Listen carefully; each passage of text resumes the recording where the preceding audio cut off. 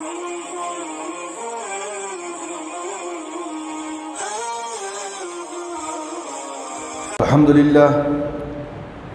لله نحمده ونستعينه ونستغفره ونؤمن به ونتوكل عليه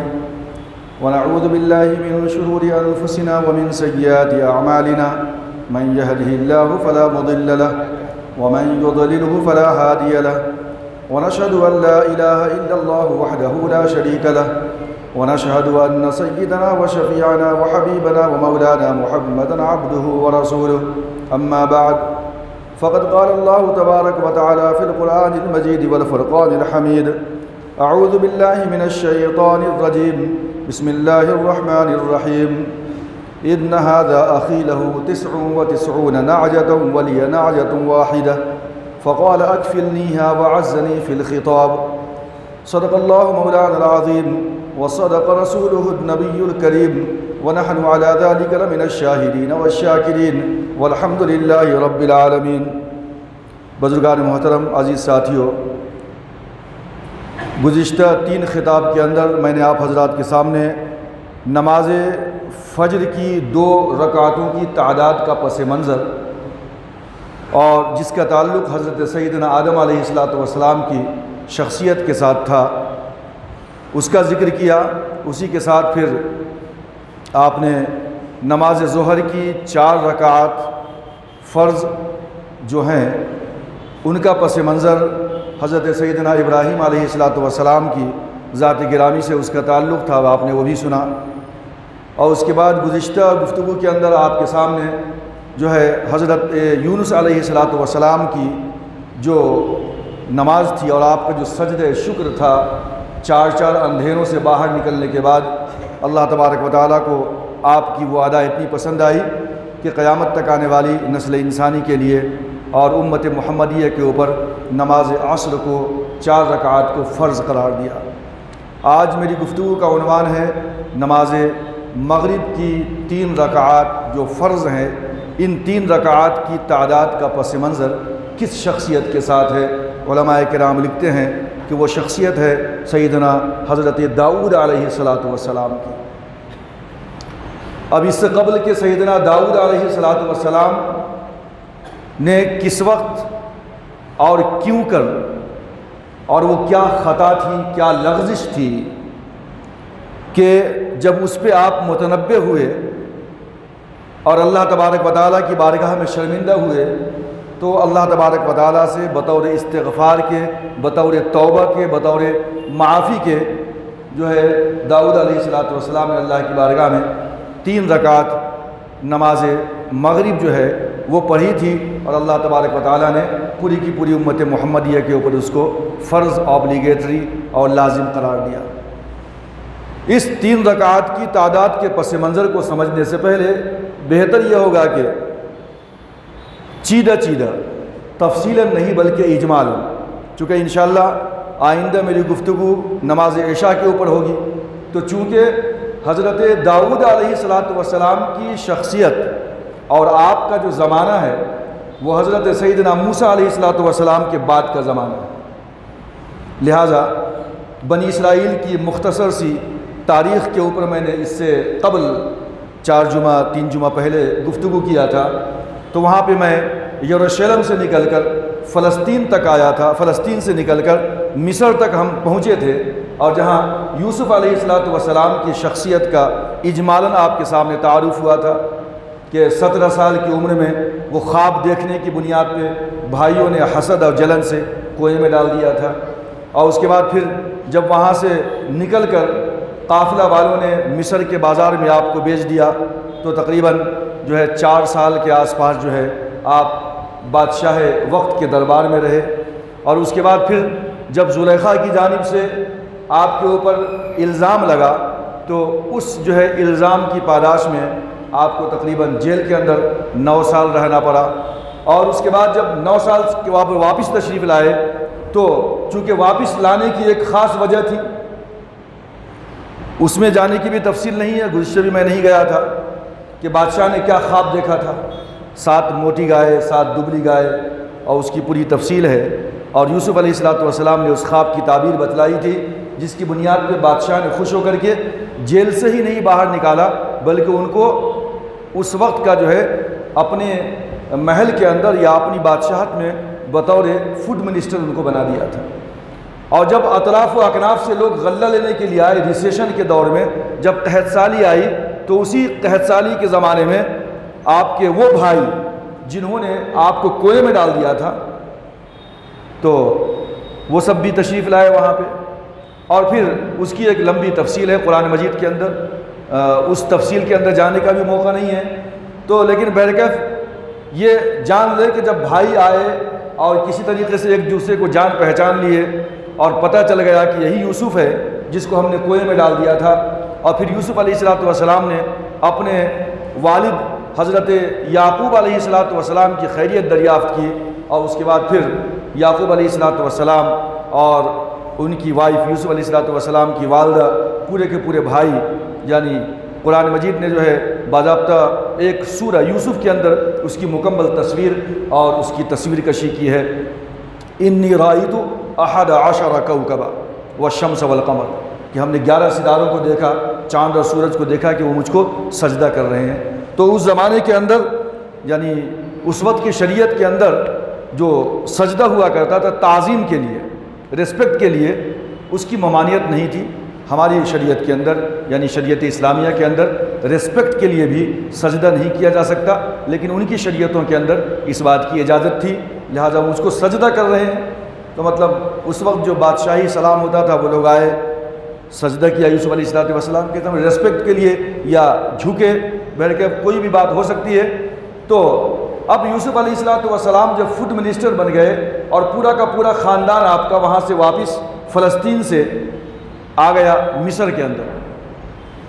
اس کے بعد تقریباً کئی سو سال تک بہت ہی شاہانہ زندگی رہی ہے پوری کی پوری بنی اسرائیل کی۔ یوسف علیہ السلام ماں باپ بھائی اور جتنے اور خاندان تھے وہ جو پورے کے پورے آ گئے تھے یروشلم سے مصر میں،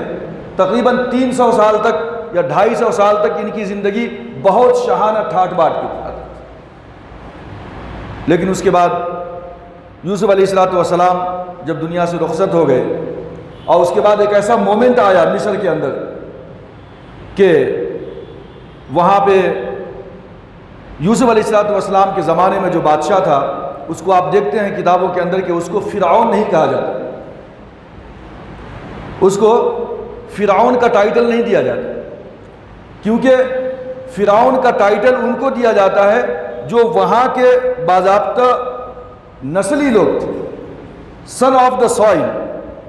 جو وہیں کے پیدا جو لوگ وہاں پہ ہوئے تھے اور جو ان کا قبیلہ تھا قبطی خاندان، تو اس سے جو بادشاہ بنتا تھا اس کو فرعون یا فرعونہ کے نام سے تصور یاد کیا جاتا ہے کتابوں کے اندر۔ لیکن اس سے پہلے جب قبطیوں کی حکومت نہیں تھی، اور یوسف علیہ السلام کے زمانے میں جس بادشاہ کی حکومت تھی وہ قبطیوں نسل نہیں تھا،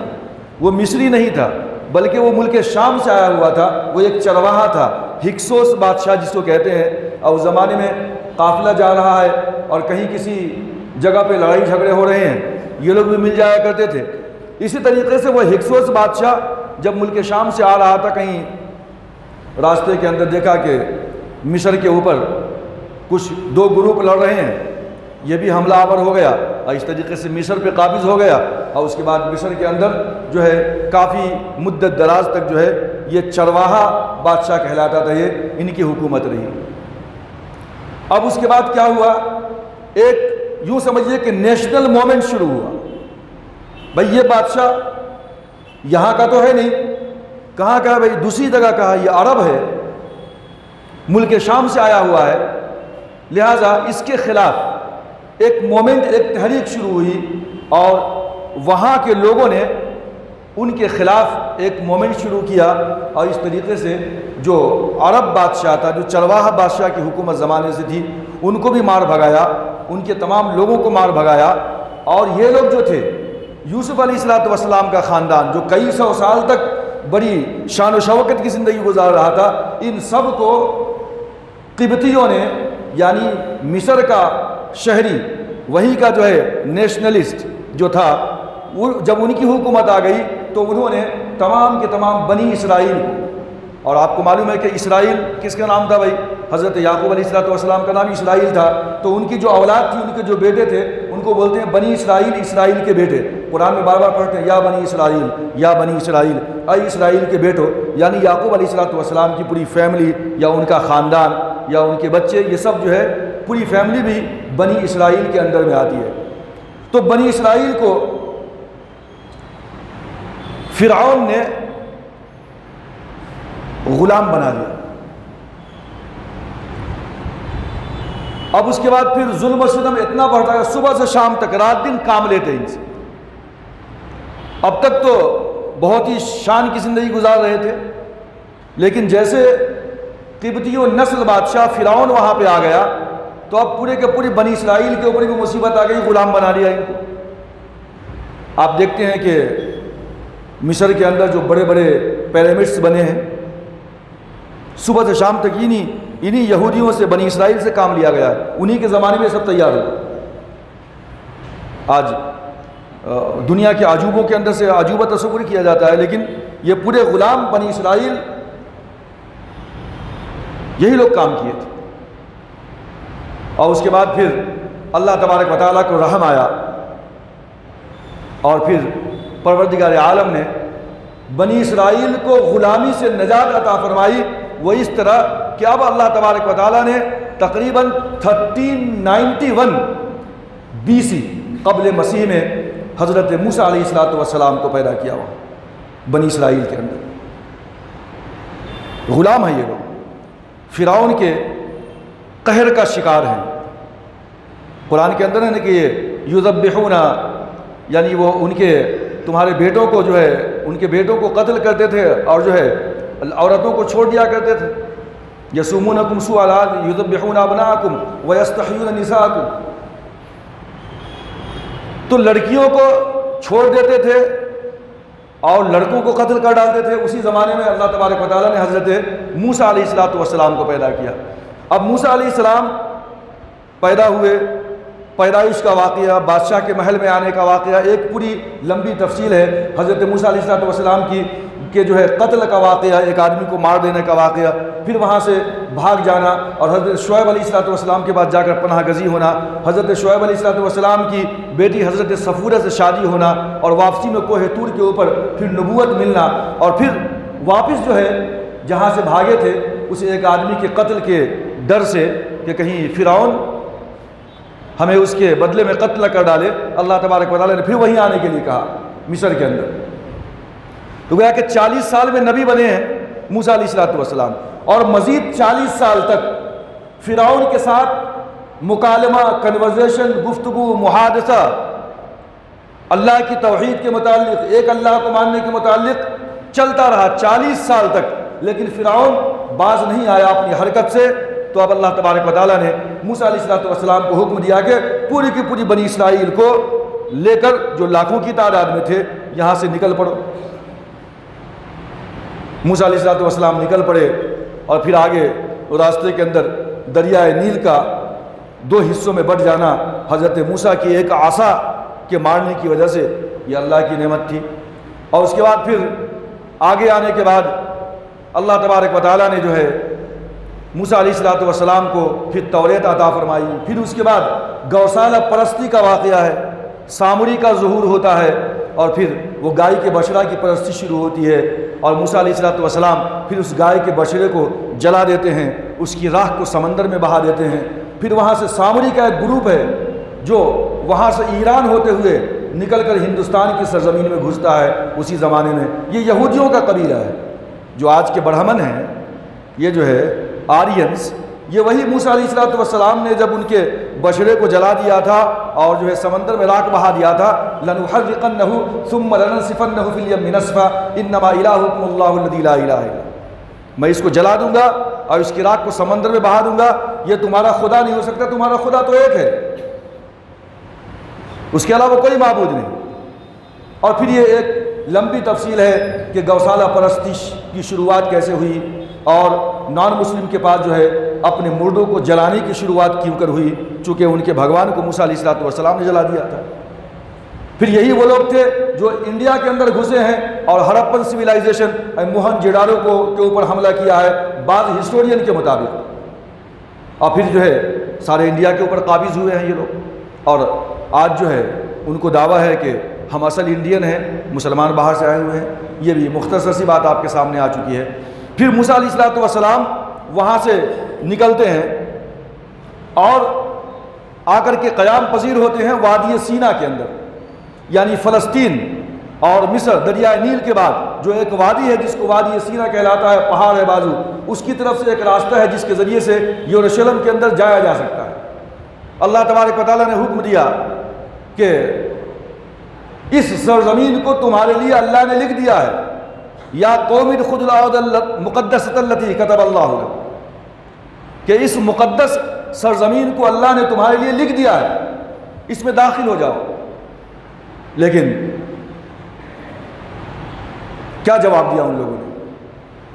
فَاذْهَبْ أَنْتَ وَرَبُّكَ فَقَاتِلَا إِنَّ هَاهُنَا قَاعِدُونَ۔ اے موسیٰ، جس سرزمین میں اللہ ہمیں جانے کے لیے کہہ رہا ہے اس کے اوپر تو بڑی مضبوط طاقتور قوم ہے وہاں پہ، قوم عمالقہ۔ ہم تو ان کے سامنے بالکل چھوٹے کیڑے پتنگے نظر آ رہے ہیں، ہم ان سے نہیں لڑ سکتے۔ اللہ ہمیں وہاں بھیج کر ہمیں قتل کروانا چاہتا ہے،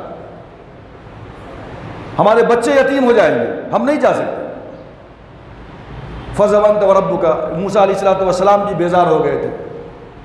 کہا قال رب انی لا املک الا نفسی واخی فافرق بیننا وبین القوم الفاسقین قال فانها محرمۃ علیہم 40 سنۃ یتیہون فی الارض فلا تأس علی القوم الفاسقین۔ کہ موسیٰ علیہ السلام نے کہا یا اللہ میری قوم تو ایسی ہے لڑنے کے لیے تیار نہیں ہے دشمنوں سے، میں اپنے نفس کا مالک ہوں، میں اپنے بھائی ہارون کا مالک ہوں، لیکن اس کے علاوہ میں اس قوم کا ذمہ دار نہیں ہو سکتا، میں اپنی قوم کا۔ اللہ تبارک و تعالیٰ نے کہا بات ایسی ہے، ہم نے تو تمہاری قسمت میں لکھ دیا تھا، لیکن یہ جنگ بدر سے پہلے مسلمانوں کو بھی جو ہے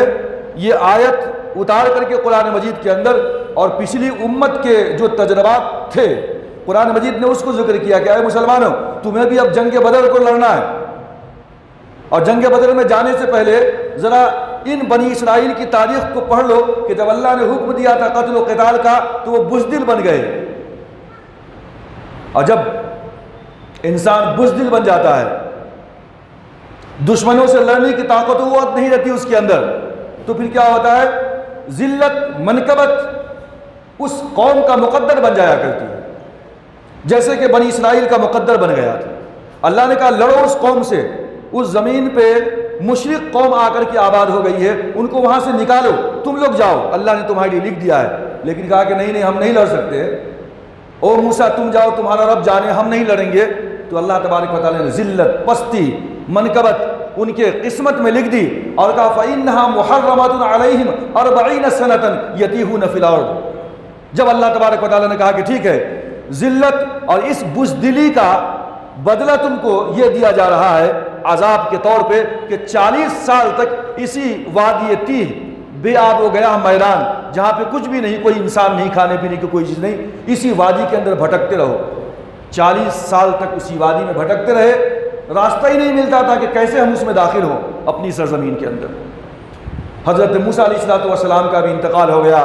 اور حضرت ہارون کا بھی انتقال ہو گیا، اور اس کے بعد اب حضرت موسیٰ علیہ السلام کے جو شاگرد تھے یوشع بن نون، اور ایک دوسرے تھے شخصیت جس کا نام کالب تھا۔ اب یوشع بن نون 40 سال کے بعد کیا ہوا، جتنے بھی لوگ جوان تھے جو مصر سے نکلے تھے اور اللہ نے حکم دیا تھا کہ لڑو، بولے تھے ہم نہیں لڑ سکتے۔ اب یہ 40 سال میں پورے جوان لوگ بوڑھے ہو چکے تھے یا بہت سارے مر چکے تھے۔ اب اس جو ہے وادی تیہ کے اندر بنی اسرائیل کی ایک نئی نسل تیار ہوئی تھی جو اب جوان تھی بالکل۔ پرانے جو کسی زمانے میں جوان تھے وہ یا تو بوڑھے ہو چکے تھے، کچھ کام کے نہیں تھے، یا جو پھر وہ مر چکے تھے۔ اب ایک نئی نسل تیار ہو چکی تھی جوانوں کی۔ اب یوشع بن نون کی سرکردگی کے اندر ان لوگوں نے ایک علاقہ تھوڑا سا قبضہ تو کر لیا، لیکن وہاں جانے کے بعد پھر یہ ٹکڑوں میں بٹ گئے۔ 12 قبیلے تھے، یعقوب علیہ السلام کے بیٹے جو 12 تھے، سب کا سب قبیلہ الگ الگ تھا۔ اب ان لوگوں نے 12 قبیلے 12 حکومتیں بنا لی چھوٹی چھوٹی، اور آپس میں ایک دوسرے سے چپکلش بھی رہتی، ایک دوسرے سے مخالفت رہتی، اور کبھی کبھی بیچ بیچ میں دشمنوں کو بھی جو ہے بلا لیتے اپنے سپورٹ کے لیے کہ میرے بازو والے کو مارو، حالانکہ اپنے خاندان کے لوگ ہیں۔ تو اس کا نتیجہ یہ ہوا کہ پھر اللہ تبارک و تعالیٰ نے بڑی ہی خطرناک سزا دی ان کو، اور پھر قوم عمالقہ نے ان کے اوپر چڑھائی کی اور ان کو اس طریقے سے وہاں سے مار بھگایا کہ پھر کچھ بھی ان کے ہاتھوں میں نہیں رہا۔ اب اس کے بعد واقعہ پیش آتا ہے حضرت سموئیل کا، جو اس وقت کے نبی تھے یوشع بن نون کے بعد، اور وہ بھی بوڑھے ہو چکے تھے، اور ان لوگوں نے مطالبہ کیا کہ او اللہ کے نبی ہمارے لیے ایک بادشاہ مقرر کر دیجیے۔ اب پھر سے ایک وقت کئی 100 سال گزرے، پھر سے ایک نئی نسل تیار ہوئی۔ ان لوگوں نے کہا کہ بھائی اسی وقت ہم اگر آپس میں متحد رہتے، اختلاف نہیں کرتے، تو آج یہ سامنا نہیں کرنا پڑتا ہمیں۔ ان لوگوں نے مار کر کے ہمیں بھگا دیا اور آج ہماری زمین پہ قابض ہیں۔ تو ان لوگوں نے سموئیل نبی سے کہا کہ آپ ہمارے لیے ایک بادشاہ مقرر کر دیجیے۔ اب جو ہے انہوں نے ایک بادشاہ مقرر کیا، اور جن کا نام تھا طالوت، اور اس کے مقابلے میں جو کافر قوم کا جو بادشاہ تھا وہ تھا جالوت۔ وہ قرآن مجید کے اندر ہے کہ وقتل داؤد جالوت، یعنی داؤد علیہ السلام نے جالوت کو جو ہے قتل کر دیا۔ تو داؤد علیہ السلام نے جالوت کو کیسے قتل کر دیا، جالوت کون تھا، اور طالوت کیسے بادشاہ بنائے گئے، اور پھر مزید تفصیلات قرآن مجید کے اندر ہیں، یہاں پہ بھی کس طریقے سے اختلاف ہوا، اور پھر اس کے بعد داؤد علیہ السلام کس طرح نبی بنائے جاتے ہیں، اور پھر آخر داؤد علیہ السلام سے وہ کون سی لغزش اور وہ کون سی ایسی خطا ہوئی تھی کہ جس کی بنیاد پہ اللہ تبارک و تعالیٰ نے بطور عبرت کے، بطور نشانی کے، یا تو 2 فرشتوں کو بھیجا۔ اس پہ انشاءاللہ مزید گفتگو میری ہوگی۔ آج چونکہ میں نماز مغرب کی فرضیت کا جو پس منظر ہے اس پہ گفتگو کرنا چاہ رہا تھا، اس لیے میں نے اس واقعے کو تھوڑا پیچھے سے لے کر کے آیا تھا، اور آپ سمجھیے کہ داؤد علیہ السلام تک ہم آئے ہیں، داؤد کیسے بنے، اور جالوت اور طالوت کا مقابلہ کیسے ہوا، اور پھر وہ تابوت سکینہ کا ذکر قرآن مجید کے اندر ہے، وہ تابوت سکینہ کیا تھا، اس کے اندر کیا کیا چیزیں تھیں، تو انشاءاللہ اس پہ مزید میری گفتگو ہوگی۔ یوں سمجھیے کہ قرآن مجید نے جو کہا ہے کہ حضرت داؤد علیہ السلام کے پاس 2 آدمی آئے، یا پھر وہ 2 فرشتے تھے۔ یہاں پہ بھی بڑی عجیب و غریب کہانی یا بنی اسرائیلی روایات کو یا ایسی حدیثوں کا سہارا لیا ہے مفسرین نے بعض، کہ بڑا ہی تعجب ہوتا ہے کہ ایک نبی کے بارے میں اس طرح کی باتیں جو ہے وہ لوگ کیا کرتے ہیں۔ خاص بات تو یہ ہے کہ اللہ تبارک و تعالیٰ کے جو نبی ہوتے ہیں، جو رسول ہوتے ہیں، وہ بھی انسان ہوتے ہیں، اور بشری تقاضے کی بنیاد پہ خطا کا، لغزش کا امکان باقی رہتا ہے، لیکن غلطی ہو نہیں پاتی ہے۔ اللہ تبارک و تعالیٰ ہمیشہ اپنے فرشتوں کے ذریعے سے ان کی مدد فرماتے ہیں۔ نبی آخر الزمان جناب محمد رسول اللہ صلی اللہ علیہ وسلم، آپ کو معلوم ہے کہ 2 مرتبہ یا 3 مرتبہ ایسا واقعہ پیش آیا کہ آپ جو ہے کسی میلے کے اندر جانا چاہتے تھے، لیکن ارادہ کیا، ایک مرتبہ بکری چلا رہے تھے اور کسی اور کے حوالے کر دیا اور نکل پڑے آپ، لیکن راستے میں کہیں نیند لگ گئی، اور جب نیند کھلی تو صبح ہو چکی تھی، بازار ختم ہو چکا تھا۔ تو بتقاضۂ بشریت نبی ابھی بنے نہیں تھے، بچپنا تھا ابھی، لیکن اس زمانے میں بھی اللہ تبارک و تعالیٰ اپنے نبی کی حفاظت کیا کرتا ہے۔ امکان رہتا ہے خطا کا، لیکن وہ خطا ہو نہیں پاتی ہے۔ حضرت داؤد علیہ السلام کو اللہ تبارک و تعالیٰ نے فصل الخطاب، حکمہ یعنی حکمت بھی دیا تھا، اور بہت ہی بہترین گفتگو کرتے تھے۔ اللہ نے سریلی آواز عطا فرمائی تھی، ایسی آواز کہ وحشی درندے بھی آ کر بیٹھ جایا کرتے تھے، اور آپ جب توریت کی تلاوت کرتے تھے تو آسمان کے اوپر اڑنے والے چرند و پرند بھی ساکت ہو جایا کرتے تھے، ایسے ہی ٹھہر جایا کرتے تھے، اتنی سریلی آواز تھی۔ اور بعض جگہ لکھا ہے کہ جب آپ پڑھتے تو پہاڑ بھی آپ کے ساتھ جو ہے تسبیح بیان کرتا۔ چرند و پرند بھی تسبیح بیان کرتے صبح شام، اور بعض مرتبہ تو وہاں سے وہ اٹھتے ہی نہیں ہے، چرند و پرند بھوک پیاس سے وہی مر جاتے لیکن وہاں سے اٹھتے نہیں، جاتے نہیں۔ داؤد علیہ السلام کو اللہ نے ایسی آواز عطا فرمائی تھی، بہترین آپ فیصلہ کیا کرتے تھے۔ یہاں پہ قرآن مجید کے الفاظ کو پڑھنے کے بعد پتہ چلتا ہے کہ کچھ نہ کچھ غلطی یا جو ہے خطا سرزد ہوئی یا ہونے کا امکان ضرور تھا۔ وہ یہ تھا کہ داؤد علیہ السلام کے بارے میں آتا ہے کہ آپ کے پاس 99 بیویاں تھیں۔ اب آپ پریشان ہوں گے، اب امت محمدیہ کے اندر 4 شادیاں کرنا ہے، اس سے زیادہ نہیں کرنا ہے۔ اللہ کے رسول صلی اللہ علیہ وسلم کی 11 تھیں، اور 2 اور کو کون کریں گے تو 13 تھیں۔ وہ 2 ایز اے بیوی آپ کے ساتھ نہیں رہیں، لیکن شادی بہرکیف ہوئی تھی، اس سے زیادہ کی جو ہے اجازت نہیں دی گئی۔ اور دوسری شریعتوں کے اندر کوئی لمیٹیشن نہیں تھا کہ اتنی شادی ہی کر سکتے ہیں، اتنی بیویاں ہی رکھ سکتے ہیں۔ تو بہرکیف حضرت داؤد علیہ السلام کے بارے میں آتا ہے کہ 99 بیویاں تھیں آپ کی۔ اب جو ہے ایک اوریہ نامی ایک عورت تھی جو کسی اور آدمی کے نکاح میں تھی، لیکن بڑی خوبصورت تھی، بڑی حسین و جمیل تھی۔ اب جو ہے داؤد علیہ السلام چاہتے تھے کہ اوریہ کا شوہر اس کو طلاق دے دے، اور اس کے بعد جو ہے اگرچہ طلاق ان کی شریعت میں تھا، تو اب طلاق تھا یا نہیں تھا اس کا بھی کچھ خاص عطا پتہ چلتا نہیں ہے،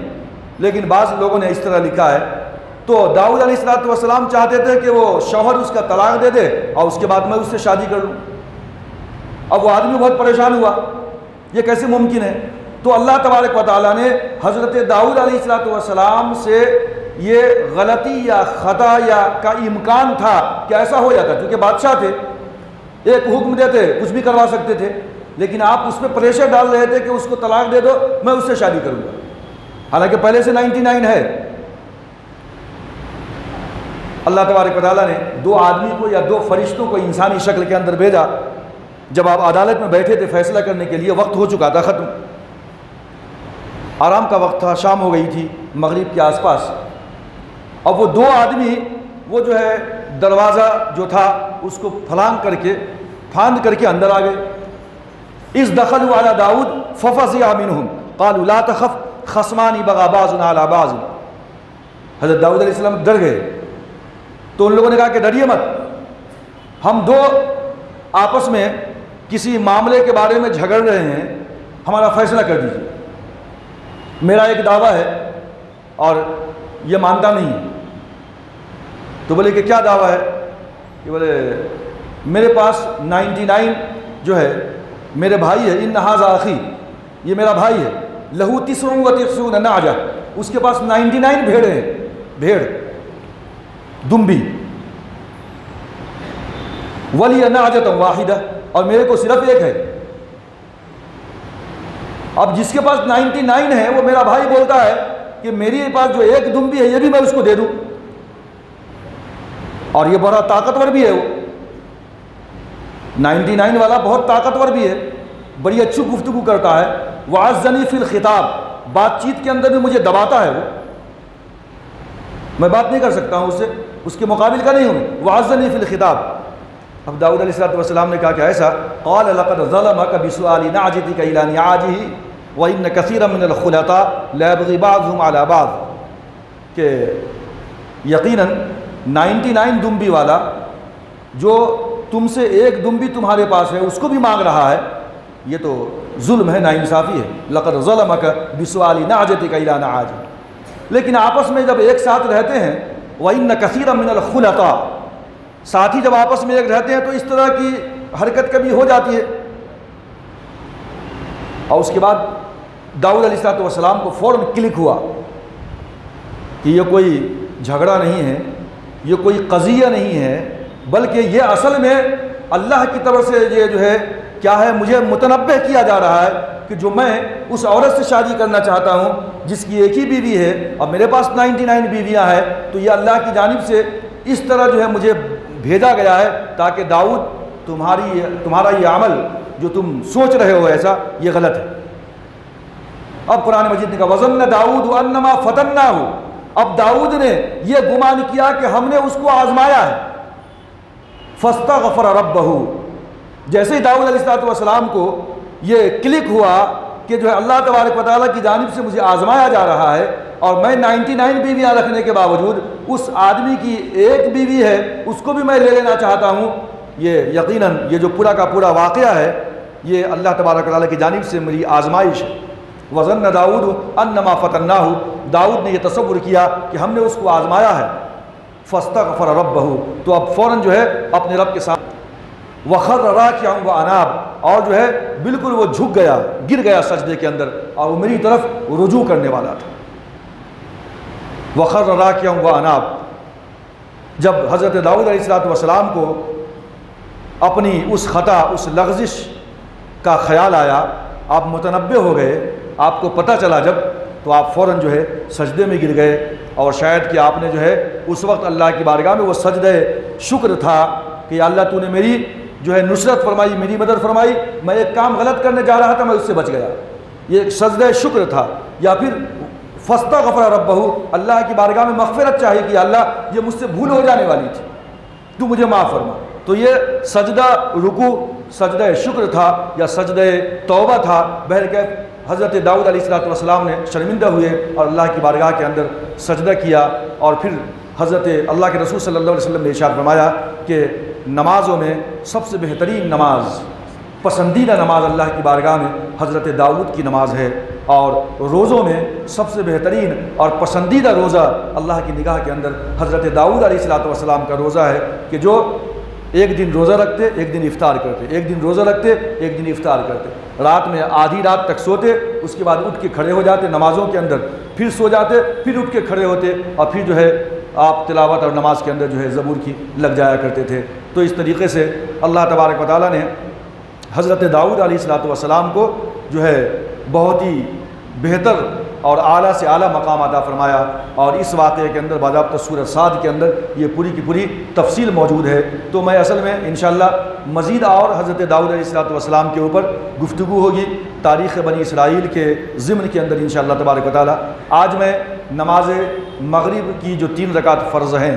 ان 3 رکعتوں کی تعداد کا بیک گراؤنڈ پس منظر کیا ہے، میں اس کو آپ کے سامنے بیان کرنا چاہ رہا تھا کہ داؤد علیہ السلام کو جب اپنی لغزش کے اوپر انتباہ ہوا تو آپ نے 3 رکعت اللہ کی بارگاہ میں بطور شکر کے یا بطور توبہ کے آپ نے ادا کیا۔ اللہ تبارک و تعالیٰ کو حضرت داؤد کی وہ ادا جو آپ نے 3 رکعت ادا کیا تھا اتنی پسند آئی کہ قیامت تک آنے والی نسل انسانی کے اوپر اس کو آبلیگیٹری، اس کو فرض قرار دے دیا کہ اب جو ہے قیامت تک آنے والی امت حضرت داؤد علیہ السلام کی اس ادا کو جو ہے فالو کرے جو میرے محبوب نے کیا تھا، جس سے میں بہت خوش ہوا تھا۔ اللہ تبارک و تعالیٰ سے دعا ہے کہ اللہ تعالیٰ ہم تمام لوگوں کو، تمام انبیاء کرام اور حضرت داؤد علیہ السلام اور بالخصوص جناب محمد رسول اللہ صلی اللہ علیہ وسلم کی سنتوں کے اوپر عمل کرنے والا بنا دے۔ آمین۔ وما علینا الا البلاغ۔